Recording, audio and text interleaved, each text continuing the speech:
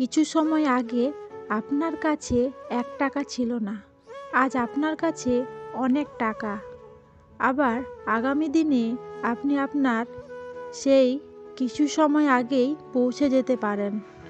যেখান থেকে আপনি শুরু করেছিলেন, যদি আপনি টাকা পয়সা আর অর্থের সঠিক ব্যবহার না করে চলেন, আর এইসবের ঊর্ধ্বে উঠে আপনি যদি জীবনে বড় কিছু করে ফেলেন, অনেক ধন সম্পত্তির অধিকারী হয়ে যান, তবে সমাজের সেই লোকগুলোই আপনাকে নিয়ে আপনার আড়ালে সমালোচনা করবে আর বলবে, নিশ্চয় আপনার ধন সম্পত্তি আর এত অর্থের পিছনে ২ নম্বরই কোনো বিষয় বা ঘটনা লুকিয়ে আছে, না হলে এত ঐশ্বর্যের মালিক হলো কী করে।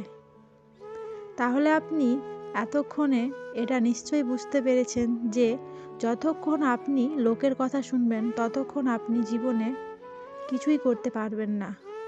আপনি ডিমোটিভেট হয়ে পড়বেন আর আস্তে আস্তে আপনার কনফিডেন্স লেভেল 0 হয়ে আসবে। আর সফলতা আপনার থেকে মুখ ফিরিয়ে নেবে।